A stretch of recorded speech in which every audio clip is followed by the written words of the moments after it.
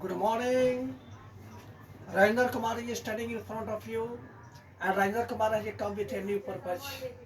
Every purpose is meaningful. It is a very simple fact to say and know that. It goes without reminding that no human being is without motivation, inspiration, target, or etc. If we are human beings, sans motivation, impulse, inspiration, or target or aim, our life is meaningless. And the purpose that I have come to teach you is really very meaningful and educative. Loving students, we know that we are studying the preposition. Some elements we cleared, and there are a lot more elements to be cleared further. Okay, now let's start. Be ready. The preposition continued.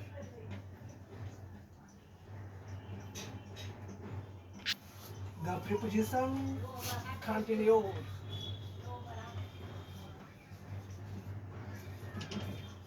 I would like to remind you that we cleared the use of among and amongst. Okay, other preposition we are going to take up. The application of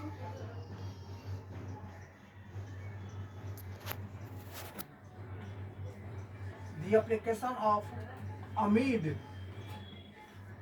and amidst.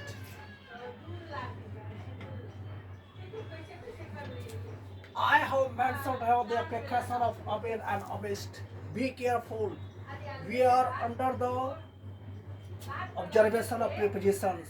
If we commit any petty mistake, we can't command over it. And we have to be careful about each and every rule. That is the money test. Words like amid and amidst are simple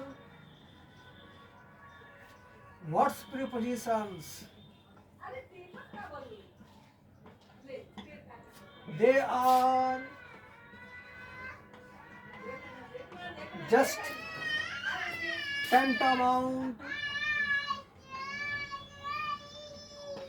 to each other in meaning and sense, and so are similar in use. They do have their meaning as में and के बीच में. Both of them can be used in place of each other. Fundamentally,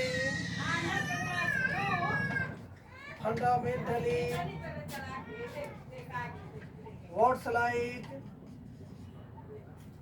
amid and amidst are used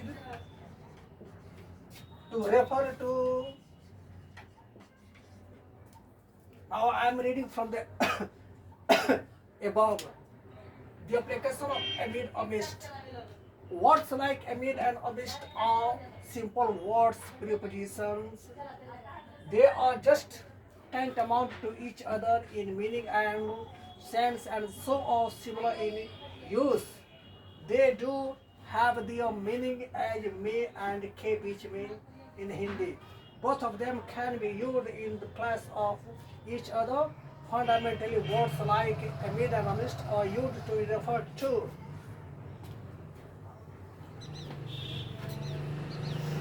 refer to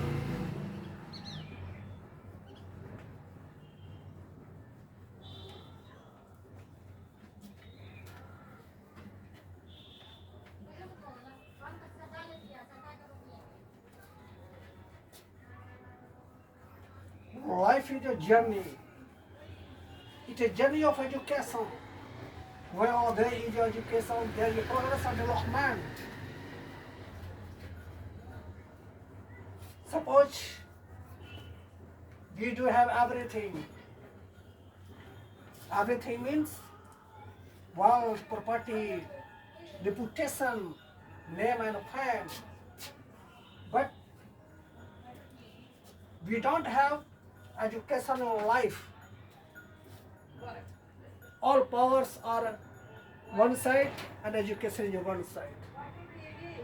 Power of every kind is fiasco and nothing in front of education.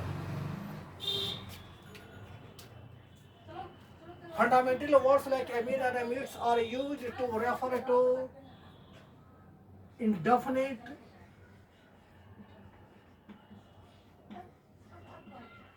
number or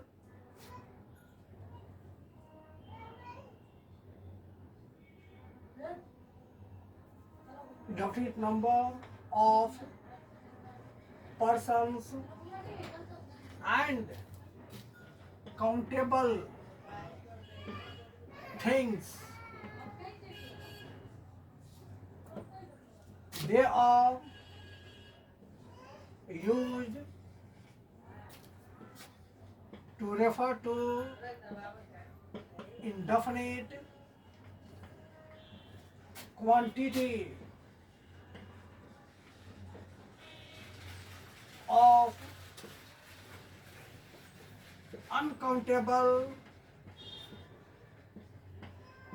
things.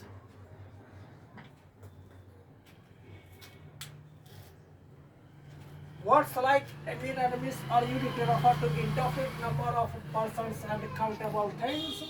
They are used to refer to indefinite quantity of uncountable things.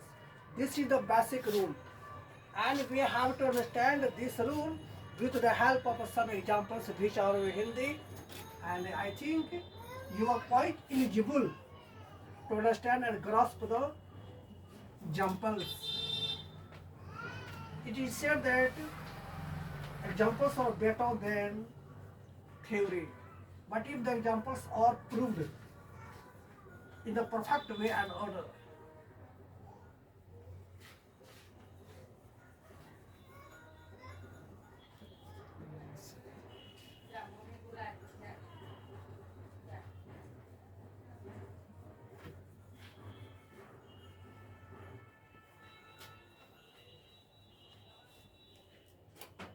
now let's take the verb ratio.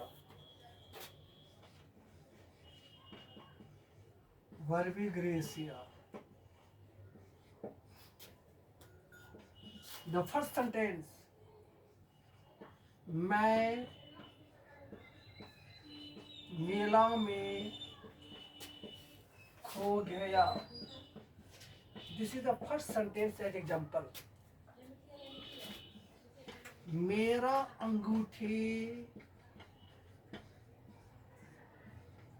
बालू में खो गया है. And the third sentence is Arjun वृक्ष के पत्तों में पक्षी की आंख को देखा.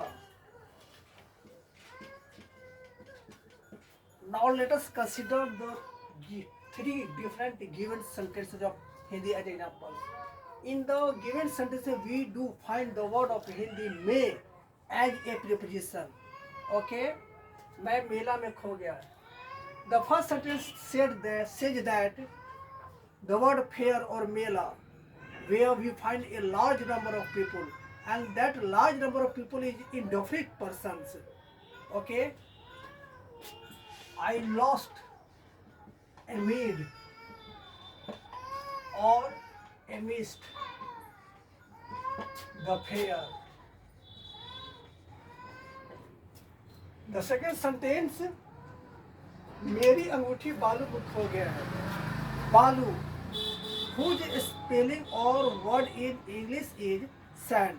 What is sand? Uncountable things. It can be only measured or weighed, but it cannot be counted. Okay. Sand is indefinite quantity of uncountable things, and a mid or mist can be used. My ring is lost. A mid or a mist. The sand. And the third sentence, Arjun वृक्ष के पत्तों में पक्षी की आंख को देखा. Where is the bird sitting? The bird is sitting on a tree. On a tree, it is among the leaves. What are leaves? Leaves are such things which can be counted and numbered. The things that can be counted or numbered are countable. Okay, and here leaves prove that leaves are such things which are indefinite number of countable things. We can use a mid or a mist for the word may. Arjun saw the eye of the bird amid or amidst the leaves